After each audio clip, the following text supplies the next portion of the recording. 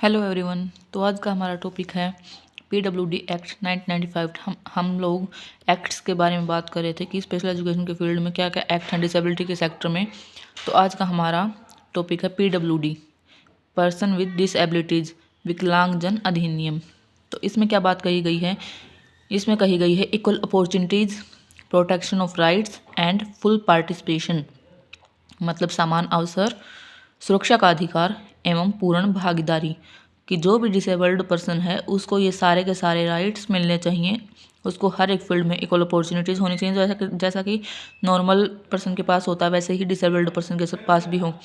फिर उसके जो राइट्स हैं, उसके जो अधिकार हैं, उनका प्रोटेक्शन भी हो, उनकी सुरक्षा भी हो, एवं जो भी काम होते हैं उनमें उनकी पूर्ण भागीदारी भी हो। तो ये एक्ट जो है ये डिसेबिलिटी के सेक्टर में एक बहुत बड़ा कदम था, और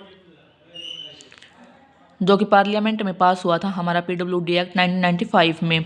और ये इम्प्लीमेंट हुआ था, ये फोर्स में आया था, लागू हुआ था हमारा 7 फरवरी 1996 में। 7 फरवरी 1996 में ये लागू हुआ था। तो इसमें यही कहा गया है कि equal opportunities, protection of rights and full participation for the person with disabilities that they में एक्सटेंड देयर इंडिविजुअल कॉर्पोरेशन, मतलब एक खुद पर डिपेंड हो सके, इंडिपेंडेंट हो सकें, किसी दूसरे पर डिपेंड ना रहें। इसके लिए उनको ये सारे protection of rights and equal opportunities and full participation दिया गया था। फिर इसी ताकि वो भी आगे चलकर जो हमारी कंट्री है उसमें प्रोग्रेस कर सकें। फिर बात आगे आती है हमारी CWSD, मतलब चिल्ड्रन विद स्पेशल नीड्स। तो इनके लिए क्या था पीडब्ल्यूडी एक्ट में? इनको प्रोवाइड करवाना था, क्या क्या प्रोवाइड करवाना था?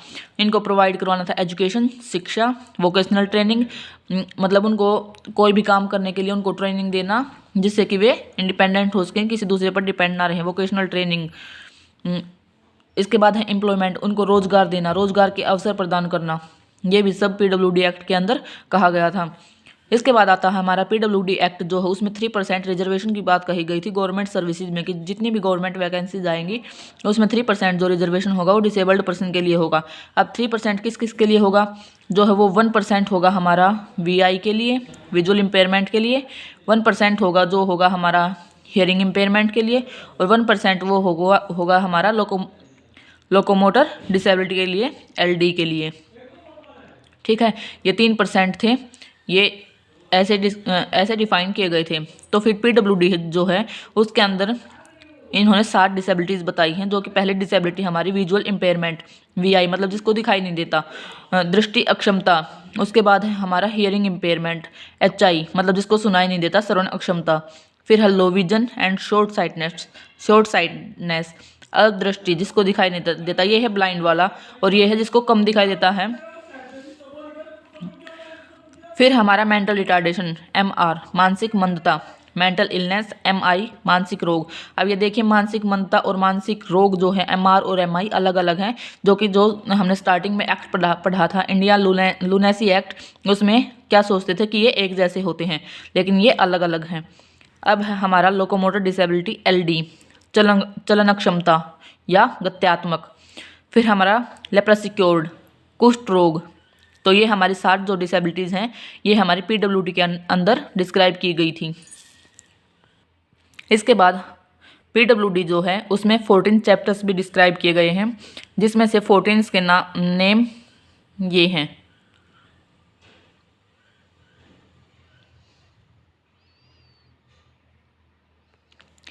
जिसमें से हमारा जो 5th चैप्टर है, वो है एजुकेशन के बारे में बताता है। पीडब्ल्यूडी एक्ट में 14 चैप्टर्स में से जो 5th नंबर का चैप्टर है वो हमारा बताता है एजुकेशन के बारे में, जिसमें कहा गया है कि 6 to 14 ईयर्स, 6 से 14 साल के बच्चों को फ्री एजुकेशन दी जाएगी। इसके बाद हमारा जो 6th चैप्टर है वो बताता है हमारा एम्प्लॉयमेंट, रोजगार के बारे में। 3% जॉब रिजर्वेशन होगा जितनी भी गवर्नमेंट वैकेंसी आएंगी उनमें।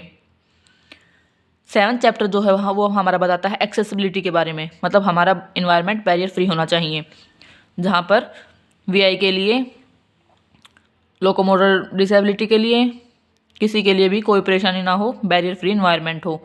फिर 8th चैप्टर जो है हमारा 8वां अध्याय, जो बताता है हमारा सोशल सिक्योरिटी के बारे में।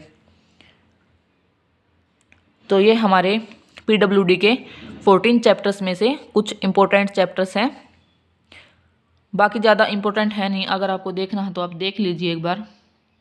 फर्स्ट है हमारा डिफाइन, मतलब इसमें PWD को डिफाइन किया गया है। सेकंड है सेंट्रल गवर्नमेंट कोऑर्डिनेशन, मतलब सेंट्रल गवर्नमेंट का क्या क्या काम होता है।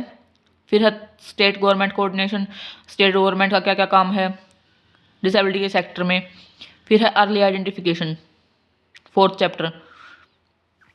Education, employment, accessibility, social security. Ninth हमारा chief commissioner of person with disability, chief commissioner जो है डिसेबिलिटी के सेक्टर में उसका क्या काम होता है। फिर हमारा 10th research and man power development की रिसर्च होएंगी, मतलब शोध होएंगे और मैन पावर डेवलपमेंट होएगी। ज़्यादा से ज़्यादा मैन पावर को डिसेबिलिटी के सेक्टर से जोड़ना, ताकि डिसेबिलिटी के जो भी डिसेबल्ड पर्सन है उनकी हेल्प हो सके। फिर है recognition of institutes for PWD, institutes को बनाना है PWD के लिए। Institute for person with severe disability, non discrimination, miscellaneous.